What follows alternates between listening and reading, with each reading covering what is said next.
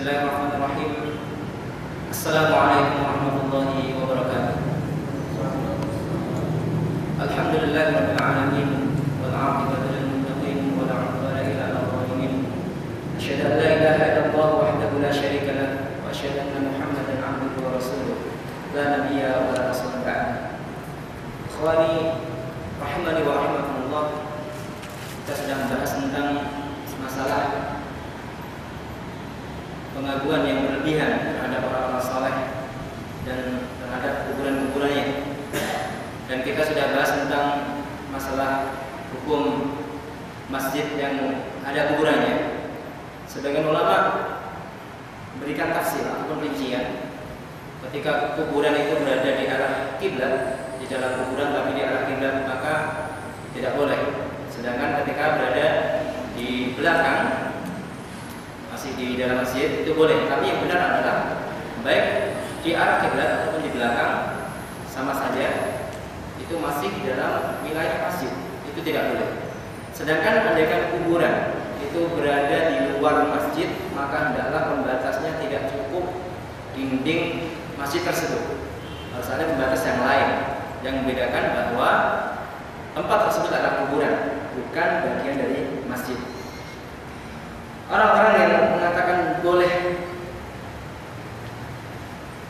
menguburkan mayat di dalam masjid ataupun mendirikan masjid di atas kuburan, mereka memiliki syubhat-syubhat. Di antaranya adalah surat Al-Kahfi ayat 21, pernyataan lanat takhidanna 'alaihim masjidan, akan kami bangun masjid di atas kuburan mereka, yaitu Ashabul Kahfi. Tapi pernyataan ini bisa dibantah bahwa membangun masjid di atas kuburan adalah syar'u man qablana, yaitu syariat orang-orang terdahulu. Jadi syariat orang-orang terdahulu, andaikan ada keterangan tentangnya, tapi dibatalkan dengan adanya syariat Rasulullah SAW, maka syariat orang terdahulu tidak dipakai.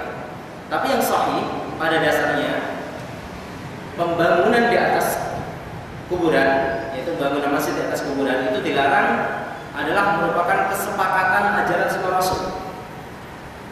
Jadi pernyataan bahwa boleh bangun masjid di atas kuburan itu merupakan syar'u man qablana, sudah disyariatkan sebelum Rasulullah SAW, itu adalah pernyataan yang tidak tepat, atau kita katakan dengan tegas itu keliru. Sedangkan ayat dalam surat Al-Kahfi ayat 21 secara lengkapnya sebelum lafaz lanat takhidanna 'alaihim masjidan disebutkan qala alladziina ghalabu 'ala amrihim, berkata orang-orang yang mereka kuat, mereka menang atas urusan mereka. Mereka adalah ahlul ahwa, mereka orang-orang yang mengikuti hawa nafsu. Ini menunjukkan bahwa perbuatan mereka dicela oleh Al-Qur'an, dicela oleh Al-Qur'an. Dan yang sahih adalah tidak boleh, dan syariat semua Rasul sepakat tidak boleh membangun kuburan di atas, membangun masjid di atas kuburan. Ikhwani a'azani Allah wa iyyakum. Kemudian sebagian orang juga berdalil tentang adanya kuburan Rasulullah SAW yang ada di Masjid Madinah. Kami katakan bahwa kuburan Rasulullah SAW pada dasarnya tidak masuk wilayah masjid. Sedangkan kuburan beliau dimasukkan ke dalam masjid terjadi ketika tahun 90 Hijriah, di akhir-akhir masa era sahabat ridwanullah alaihim. Tidak ada satupun sahabat yang hadir pada waktu itu, yang dibangun pada era Al-Walid bin Abdul Malik. Tapi dihadiri oleh sebagian tabi'in dan para ulama tabi'in seperti Sa'id Ibnu Musayyib mengingkari perbuatan tersebut. Artinya itu tidak sebagai dalil bolehnya membangun masjid di atas kuburan. Bahkan kuburan Rasulullah SAW dilapisi dengan 3 dinding, betul-betul terpisah dengan masjid pada dasarnya, dan orang-orang tidak mungkin bisa memasuki kuburan Rasulullah SAW. Sebagian orang mengatakan bahwa Hijr Ismail, kalau antum melihat Ka'bah ada lingkaran, setengah lingkaran, ada Hijr Ismail. Konon katanya Nabi Ismail dikuburkan di bawah Hijr Ismail, tapi riwayat yang menunjukkan hal itu tidak benar. Artinya itu tidak sebagai hujah bahwa boleh kita beribadah di atas kuburan. Karena berdasarkan riwayat yang menunjukkan bahwa Nabi Ismail dikuburkan di bawah hijr Ismail. Ada juga riwayat yang tidak sahih menunjukkan bahwa Rasulullah SAW sholat di Khif. Ya, beliau sholat di Khif di Mina. Sekarang ada masjidnya. Itu konon katanya ada 70 nabi yang dikuburkan di sana. Tapi sekali lagi riwayat yang menunjukkan hal itu tidak benar. Riwayat yang menunjukkan hal itu tidak benar. Jadi kebanyakan riwayat-riwayat yang menunjukkan bolehnya ibadah di atas kuburan itu tidak benar. Boleh sholat di kuburan itu adalah sholat yang sifatnya khusus. Pernah saya sampaikan yaitu sholat jenazah. Ya, ketika orang tidak menjumpainya, seperti yang dilakukan oleh Rasulullah SAW kepada orang yang meninggal, yaitu orang pembersih masjid, dikuburkan pada malam hari dan Rasulullah tidak mengetahuinya. Kemudian Rasulullah SAW sholat jenazah di kuburan. Ikhwani rahimani wa rahimakumullah. Kemudian ada beberapa hal yang ingin kami sampaikan tentang ziarah kubur. Secara global, ziarah kubur dibagi menjadi dua. Yang pertama adalah ziarah syar'iyyah ataupun ziarah masyru'ah. Ziarah yang sifatnya disyariatkan. Dan para ulama berbeda pendapat tentang hukumnya. Sebagian ulama mengatakan bahwa ziarah kubur adalah mustahabbah. Mustahab. Jadi dianjurkan. Kalau orang-orang usul, ahli usul mengatakan bahwa namanya mustahab itu seperti mandub, menjalankan dapat pahala, tapi kalau meninggalkan tidak dapat dosa. Tapi ini dianjurkan dengan dalil lafaz yang disampaikan oleh Rasulullah SAW, fa innaha tudzakirukumul akhirah. Sesungguhnya ziarah itu mengingatkan kalian akan akhirat. Di sini para ulama berpendapat bahwa ziarah hukumnya mustahabbah. Kemudian sebagian orang berpendapat bahwa ziarah itu hukumnya mubah. Tidak diperintahkan juga tidak dilarang, mubah. Karena mereka menggunakan dalil satu kaidah bahwa al-amru ba'dal hadari wan nahyi yufidul ibah. Perintah setelah adanya larangan, maka hal itu menunjukkan mubah. Seperti wa idza halaltum fastadu. Ketika Anda telah lepas dari baju ihram Anda, maka berburulah binatang. Artinya itu bukan wajib, bukan mustahab, tapi mubah-mubah saja. Nah, mereka berdalil dengan kaidah tersebut karena Rasulullah SAW pada awalnya melarang ziarah kemudian memerintahkannya. Maka perintah setelah adanya larangan itu menunjukkan hal tersebut mubah. Seperti contoh yang kami ambil tadi, satu ayat yang menerangkan tentang mubahnya seseorang berburu binatang darat setelah lepas baju ihramnya. Dia halal lepas baju ihramnya, maka dia boleh-boleh saja, mubah, tidak wajib, tidak mustahab. Tapi perlu diketahui, ayat ikhwan, bahwa kaidah seperti ini tidak mutlak. Artinya kaidah tubna ala al-aghlabiyah. Kaidah itu biasanya dibangun di atas aghlabiyah, sesuatu yang sifatnya banyak ataupun sering. Kadang-kadang ada satu kasus, dua kasus yang keluar daripada kaidah tersebut. Sebagian ulama menukil pendapat yang mengatakan bahwa ziarah kubur itu makruh, seperti Al-Imam An-Nakhai berdasarkan riwayat Ibnu Abi Syaibah mengatakan bahwa ziarah itu makruh, tapi yang sahih adalah makruh ataupun larangan ziarah kubur itu mansukh dengan perintah Rasulullah SAW. Ibnu Hazm rahimahullah taala, beliau bermadhab ini mengatakan bahwa ziarah kubur itu wajib hukumnya walaupun sekali, karena al-aslu fil amri al-wujub. Pada dasarnya perintah itu untuk kewajiban, fazuruha, dan berziarah kalian. Ini pendapat Ibnu Hazm. Tapi yang lebih rajih adalah ziarah kubur adalah mustahabbah, ya, dianjurkan. Kemudian yang kedua, az-ziarah ghairu masyru'ah. Ziarah yang tidak masyru'. Bisa bid'ah, bisa syirik. Bid'ah ketika seseorang datang ke kuburan dengan maksud ziarah, tapi dia melakukan hal-hal yang dilarang, misalnya berdoa kepada Allah dengan jah, yaitu kemuliaan penghuni kubur. Ya Allah, dengan kemuliaan penghuni kubur ini aku mohon kepada Engkau. Ini adalah bid'ah. Dan bisa jadi syirik, yaitu ketika dia minta kepada ahli kubur langsung, ataupun dia minta kepada Allah dengan wasilah ahli kubur. Misalnya, wahai fulan, sampaikan kepada Allah hajat saya seperti ini. Ini adalah bagian daripada ziarah yang sifatnya syirkiyah. Ayo ikhwan, kita masuk bab baru. Qala al-muallif rahimahullah ta'ala babun khabarun li mubtada'in mahdhufin taqdiruhu hadha ma jaa'a fi himayatil Mustafa sallallahu alaihi wasallam janabat tauhid wa saddihi kull tariqin yusilu ila syirk, yaitu tentang usaha keras Rasulullah sallallahu alaihi wasallam untuk menjaga tauhid dan menutup jalan menuju kesyirikan. Di dalam bab ini disebutkan al-Mustafa. Al-Mustafa maknahu al-Mukhtar. Mustafa artinya adalah pilihan. Berdasarkan hadis riwayat Imam Muslim bahwa Rasulullah adalah pilihan terbaik dari hal-hal yang terbaik. Dari Ismail dipilih Kinanah. Kemudian dari Kinanah dipilih Quraisy. Kemudian dari Quraisy dipilih apa? Bani Hashim. Dan dari Bani Hashim dipilih Rasulullah sallallahu alaihi wasallam. Maka pantas Rasulullah sallallahu alaihi wasallam disebut Al-Mustafa. Dan ini adalah bukan nama beliau, tapi adalah sifat beliau sallallahu alaihi wasallam, Al-Mustafa. Jadi usaha Rasulullah sallallahu alaihi wasallam Mustafa dalam rangka menjaga tauhid serta menutup jalan menuju kesyirikan. Qala wa qaulullah ta'ala laqad ja'akum rasulun min anfusikum 'azizun 'alaihi ma 'anittum. Surat At-Taubah ayat 128 yang artinya sungguh telah datang kepada kalian rasul dari kalangan kalian min anfusikum. Para ulama tafsir berbeda pendapat. Maksud min anfusikum dari kalangan kalian itu apa? Sebagian orang mengatakan bahwa maksudnya adalah dari kalangan Arab.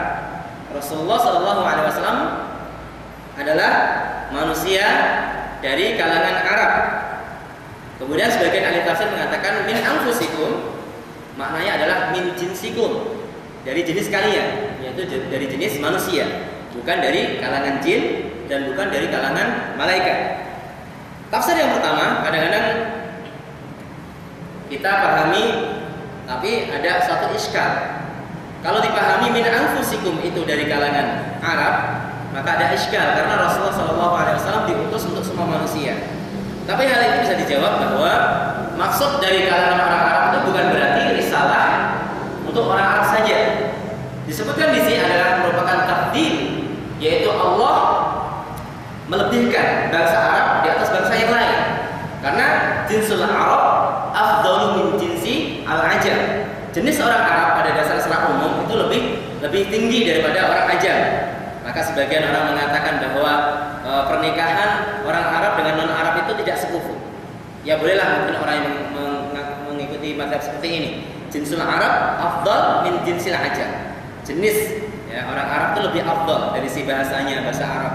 Tapi kalau dilihat dari personal individu, maka standar kemuliaan di sisi Allah adalah at-taqwa, bukan jins. Itu harus dipahami. Seperti pernyataan jinsul rijal afdal min jinsin nisa. Lelaki dilihat dari jenisnya, bangsa lelaki itu lebih utama daripada perempuan. Maka Allah mengutamakan melebihkan laki-laki di atas perempuan dari akalnya, dari kekuatannya. Tapi kalau personal, maka kita tidak bisa katakan mutlak bahwa semua laki-laki itu lebih baik daripada perempuan semuanya. Tidak. Aisyah radhiyallahu anha jauh lebih baik daripada kita. Beliau adalah seorang perempuan. Maka harus dipahami jinsul rijal afdal min jinsin nisa, laki-laki lebih utama daripada perempuan, bukan mutlak menurut individu-individu. Itu harus dipahami. Jadi tafsir min anfusikum dari diri kalian, dari kalian sendiri, bangsa kalian sendiri, bangsa Arab, itu tidak masalah. Tapi Syekh Muhammad Al-Utsaimin rahimahullah taala dalam Al-Qaulul Mufid menjelaskan perbedaan. Ketika Allah mengatakan minhum, ada berapa ayat di antaranya surat Al-Jumu'ah. Walladzi ba'atsa fil ummiyina rasulan minhum. Allah yang mengutus Rasulullah sallallahu alaihi wasallam kepada bangsa-bangsa ummi. Disebut minhum, dari kalangan mereka. Maka ketika Allah menggunakan lafaz minhum, bukan min anfusihim, maknanya adalah minal Arab, dari kalangan orang Arab. Tapi ketika Allah Subhanahu wa taala mengatakan dengan satu lafaz min anfusikum, dari diri kalian, atau min anfusihim dengan pakai anfusihim bukan minhum, itu artinya adalah dari kalangan manusia. Ini harus dipahami perbedaan lafaz. Masya Allah, Syekh Muhammad Syekh Muhammad Al-Utsaimin memberikan satu faedah yang sangat luar biasa. Kita bisa mengambil faedah. Tapi tidak masalah kita tafsirkan minhum itu atau min anfusikum min anfusihim itu dari kalangan orang Arab atau dari kalangan manusia, kita bisa menakwilkan.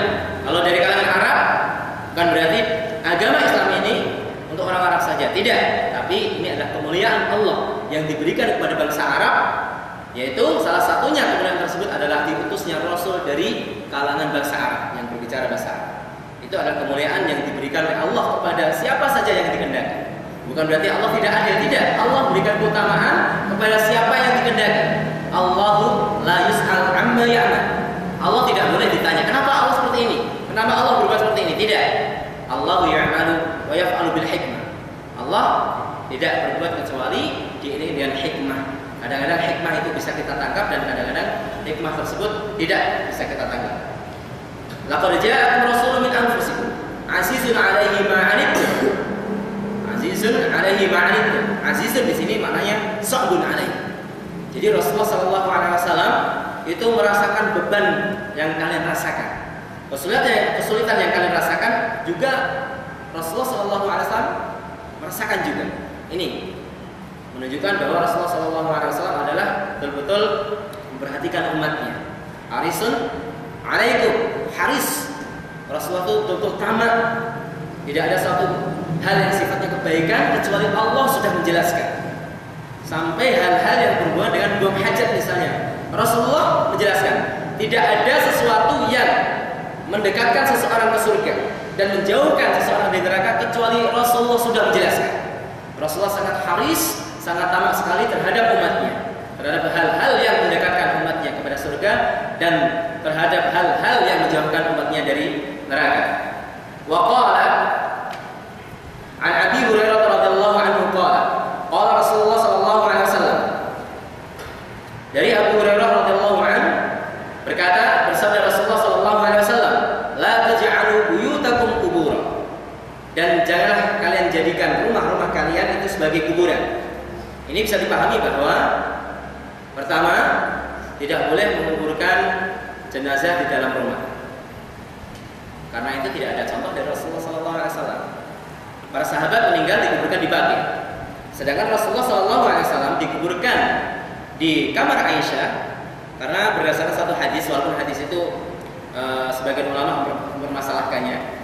Tidak ada seorang nabi meninggal kecuali dia dikuburkan di mana dia wafat. Itu yang pertama. Kemudian alasan kedua yaitu ucapan Aisyah, kenapa Rasulullah SAW dikuburkan di kamarnya, tidak dikuburkan di Baqi misalnya, kuburan umum untuk kaum muslimin, karena dikhawatirkan orang-orang jahil yang datang kemudian hari akan menjadikan kuburan Rasulullah SAW sebagai berhala. Ini dua alasan. Sedangkan secara umum kaum muslimin tidak dikuburkan di dalam rumah, tidak ada sunnahnya, dan nanti bermasalah, timbul sesuatu perbuatan yang kurang menghormati kuburan. Kemudian mungkin bagi orang-orang yang memiliki rumah dan di dalamnya ada kuburan, kalau dijual mungkin agak murah harganya. Yang sudah tidak mengikuti sunnah, kemudian secara materi kita juga rugi. Tidak ada sunnahnya. Dan mungkin sebagian anak-anak takut. Seperti orang-orang Indonesia sudah sering dicekoki masalah kayak gitu. Nah, jangankan kuburan dalam rumah, kuburan di luar aja takut. Apalagi dalam rumah, nggak bisa tidur. Maka tidak ada contoh. Itu makna yang pertama. Makna yang kedua, maksud daripada jangan jadikan rumah-rumah kalian sebagai kuburan adalah jangan dikosongkan dari ibadah. Menurut riwayat lain ada lafaz sebelum lafaz hadis ini, yaitu ij'alu min sholatikum fi buyutikum wa la taj'aluha qubura. Jadikanlah sebagian sholat kalian itu dilakukan di dalam rumah. Disebutkan dalam Sahih Bukhari, Rasulullah SAW menyatakan bahwa sholatul mar'i fi baitihi afdhalu illa al-maktubah. Sholat seseorang, sholat sunnah, sholat nawafil dilakukan di dalam rumah itu lebih afdal kecuali sholat yang maktubah, sholat 5 waktu berjamaah.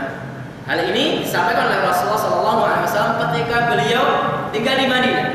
Masjid Madinah memiliki keutamaan yang luar biasa di atas masjid-masjid yang lain. Rasulullah mengatakan bahwa sholat nafilah itu afdal dilakukan di rumah kecuali sholat 5 waktu. Nah, berarti sabda ini masuk masjid Rasulullah SAW. Artinya syahidnya adalah rumah kita jangan sampai dikosongkan. Kalau dikosongkan maka itu seperti kuburan.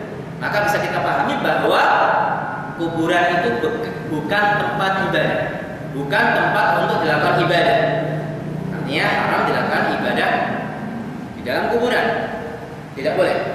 Itu makna yang disebutkan atau ditujukan oleh hadis tersebut. Dua-duanya makna benar. Dua-dua makna yang kami sebutkan benar. Tidak boleh mengubur mayat dalam rumah.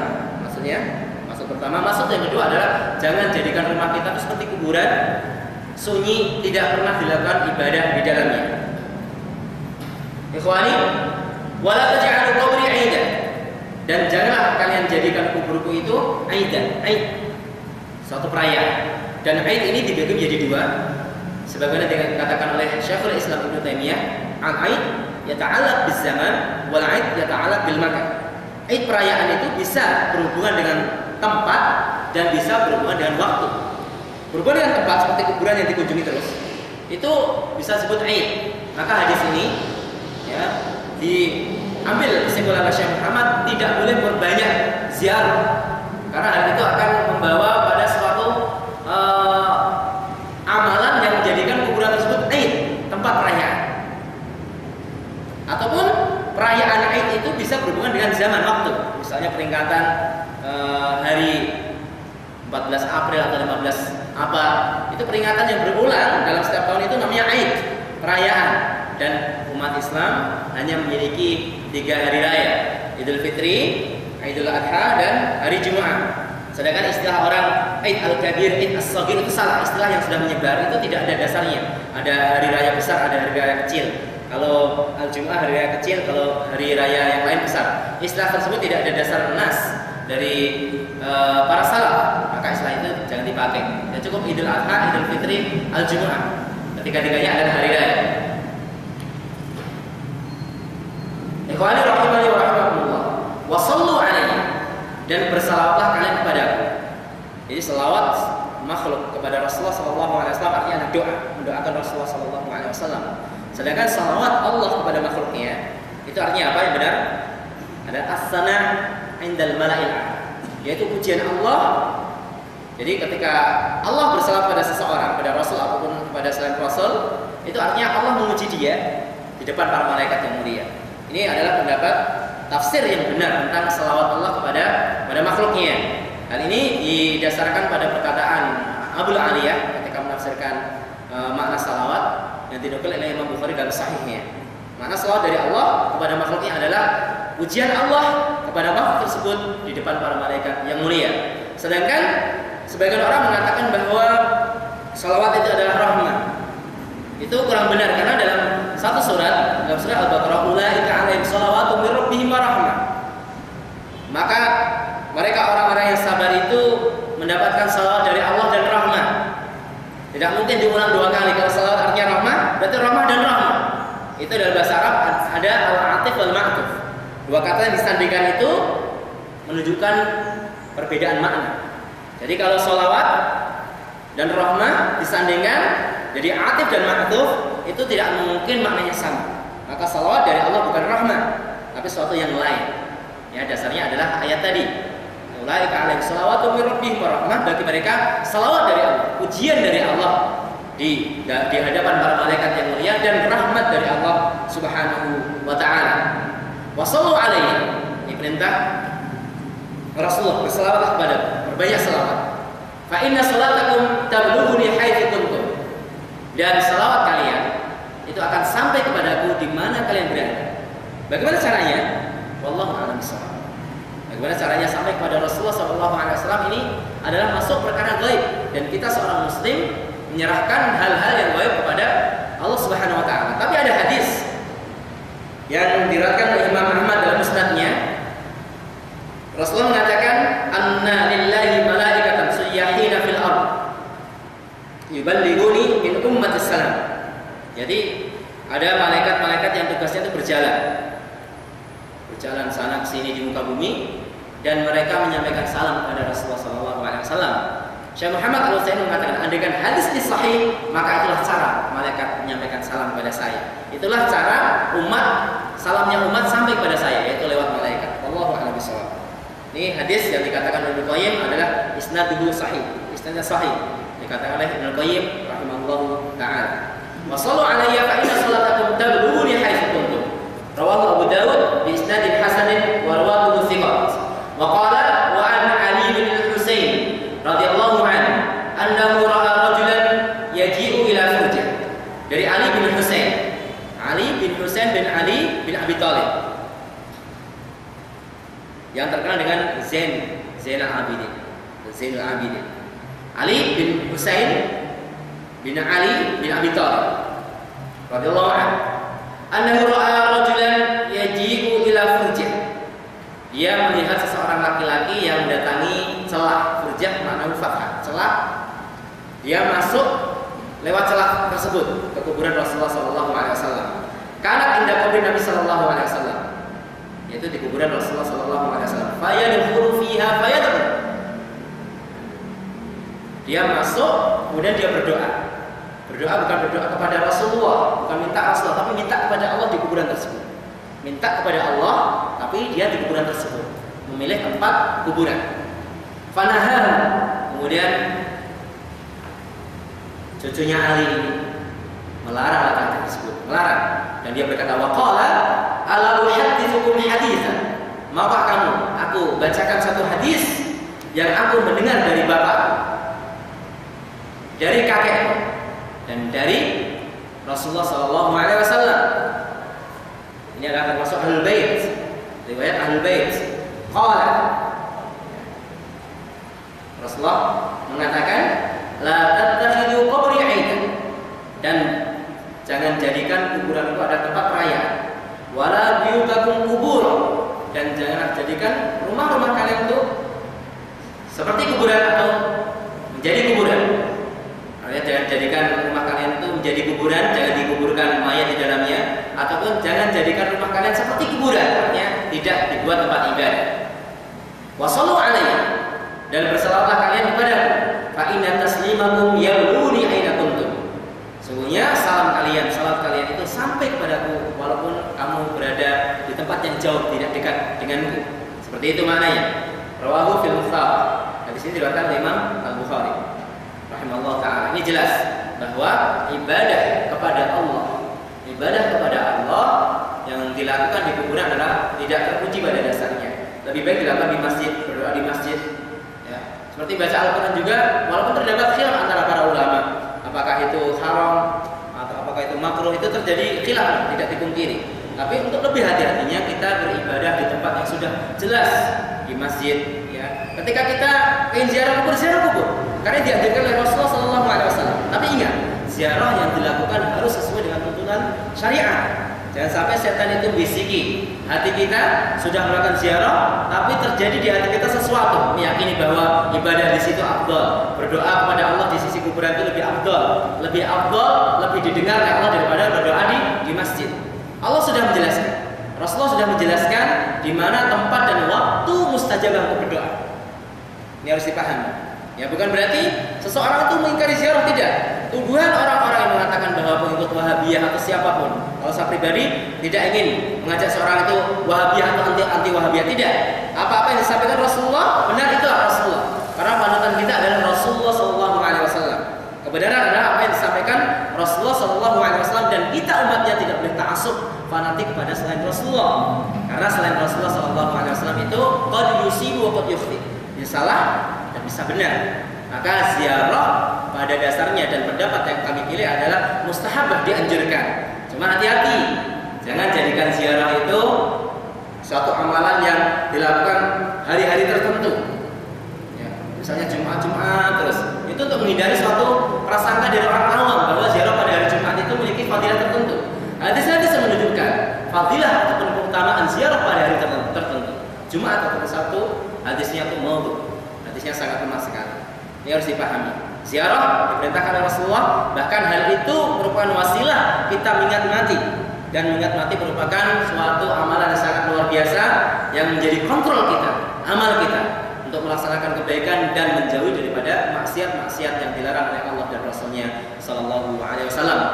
Demikianlah yang dapat kami sampaikan, semoga memberikan manfaat. Insyaallah pada pertemuan yang akan datang kita masuk pada bab baru, dan semoga Allah memberikan taufik, kesabatan keistiqomahan kita untuk menyelesaikan kitab ini. Billahi taufiq wal hidayah. Assalamualaikum warahmatullahi wabarakatuh.